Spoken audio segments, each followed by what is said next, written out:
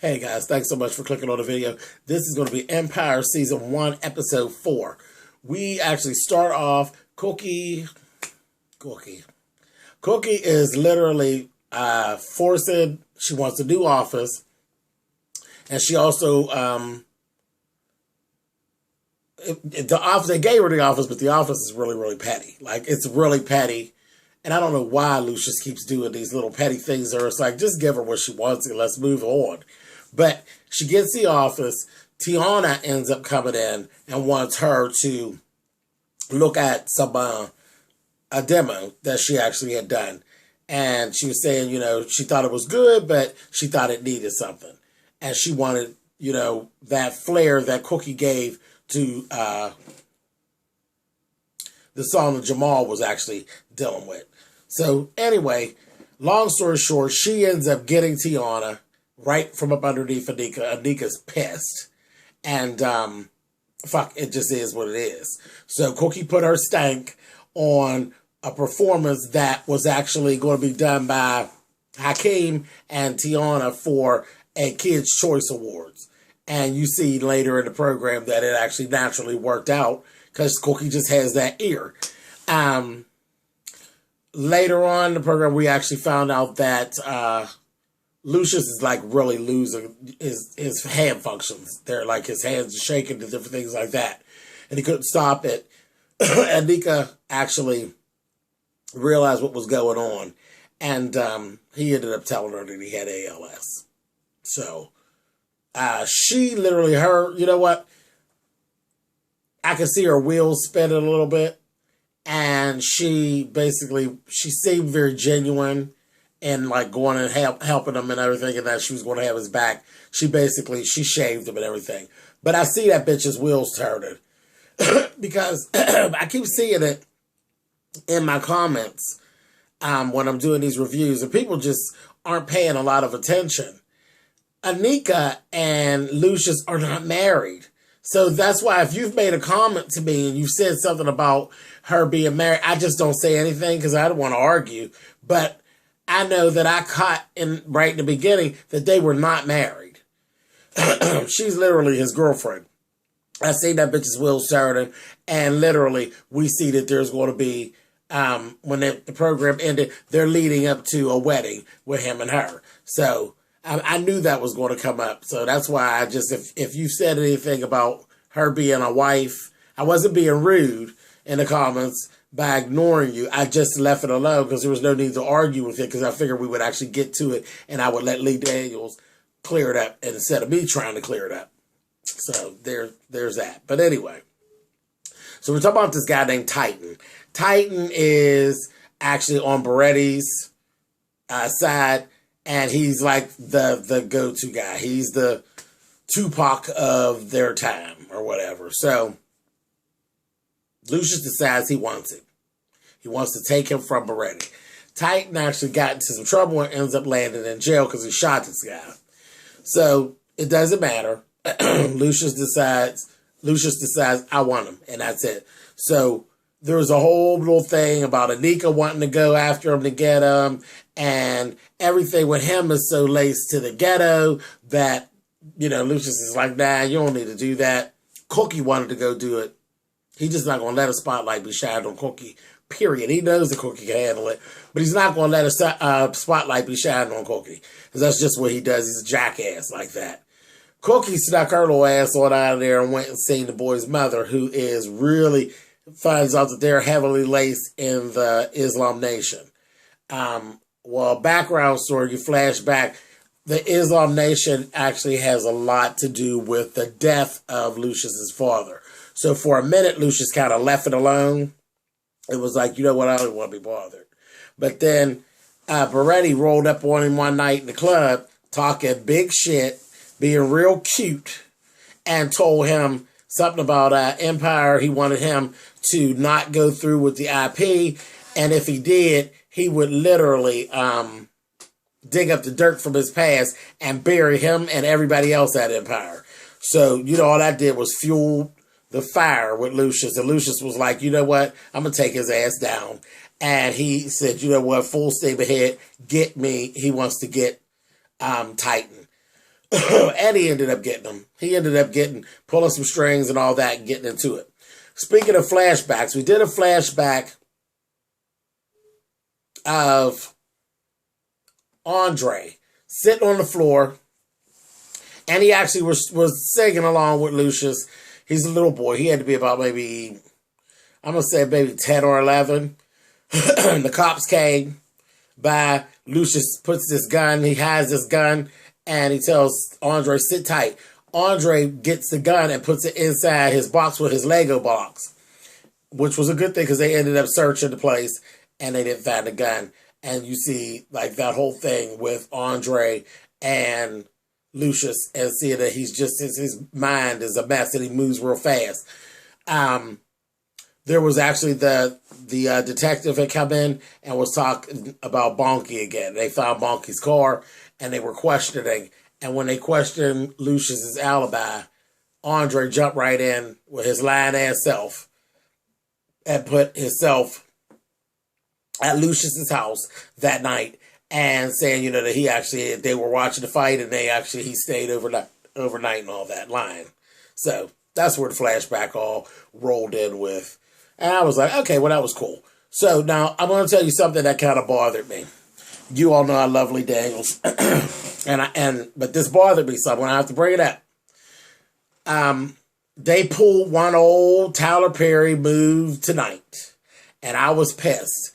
Okay, so we talked about how the neighborhood and everything where Titan came from was so laced with the ghetto. Okay, fine, we got it.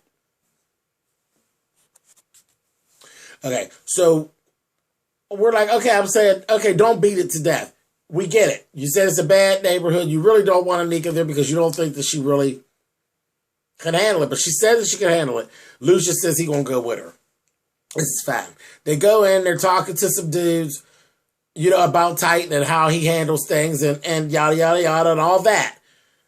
Then, here comes this random motherfucking drive-by. Now, I got pissed immediately. We heard you. We heard you in the script when you all talked about how bad the neighborhood was. You didn't have to pull the cheesy drive-by. You know, I thought it was a cheesy drive-by. I didn't like that. That just rubbed me the wrong way. That's the first thing that they've done that I haven't liked. It was like you acted like we weren't smart enough to get what you were saying. We understand what a bad neighborhood is. That drive-by scene was just, eh. But anyway, okay. Still love them, but moving on. Okay, Cookie, I'm going to give you a fashion moment. Cookie, when she actually went to talk to Lucius and tell him about how she had actually spoken to Titan's mom, that motherfucking Cookie had on a badass, it looked like it really put you in mind of a Diane von Furstenberg dress. It was this badass print. And that bitch had on these badass boots. I said, come on, Cookie's pulling her little fashion thing together. She's starting to look, if you're paying attention, her look is evolving. She's looking more and more like an executive for the music business. Now, we got to get her fucking attitude together and that mouth. But her look is coming. It's coming. Just keep paying attention to Cookie and her fashion, because she was definitely giving you A&R head up chick with this badass dress. And she was wearing that motherfucker. Go on, Cookie. Shit. But anyway, okay, so back to the business. Hakeem was supposed to come over to Cookie's house to work with Tiana and Cookie. They were going to have dinner, and they were going to work on the single that they were going to do on that Kids' Choice Awards situation. That bastard didn't show up. So Tiana ends up talking with Cookie, and her and Cookie are really building a relationship. She goes back to Hakeem's house. Hakeem is in the goddamn jacuzzi with Naomi Campbell, Camila. And she literally walked right up on it. Okay, now this is what I want to tell you. That motherfucking Tiana is a force to be reckoned with. You understand me? We need to be watching Tiana, because her and Cookie vibed too well. And she literally played that shit. It was right before the performance, and he's trying to apologize. And she's like, look, 86 that shit. I ain't got time for all that. It is what it is. You better not fuck up this performance, you know, because that'll work too hard. So I'm laughing. I says, okay, here we go. That motherfucking Tiana went on there like what nothing happening. Performed her ass off, okay, and paid Hakeem's ass dust. Do you hear me? We better watch that motherfucking Tiana. And again, like I said, she vibed too well with Cookie. Boom, right off the bat. Remember, she was real stuck up at first. Then when she seen Hakeem and who he was, she fucked him on the floor. You remember that? Fucked that ass right on the floor, okay? And made him her man right off the bat. And now she done cheated on her just a couple weeks later. And you know that's crushing. That's a crushing blow to a young girl. That bitch paid the dust because her bottom line is motherfucking green. I likes this motherfucking Tiana, okay? Miss Tiana is way ahead of her years. She really is. She's way ahead of her years, and she's definitely a character that we're going to need to watch. She is way too advanced for Hakeem. Child, they better watch Lucius for Tiana's pussy, okay? But we're going to be watching her. I like her. I like what she gives. Paid that shit dust.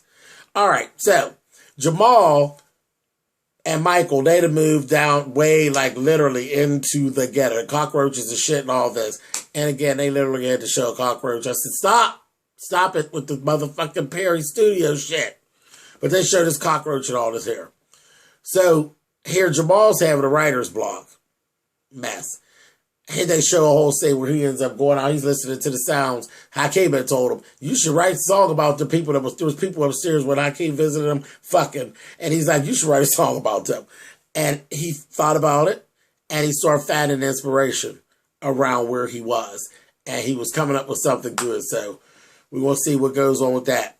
He also had a scene where he went into Lucius's office where they cut him a check for the little time that he spent on stage at the, what was the name of the club? The name of the club was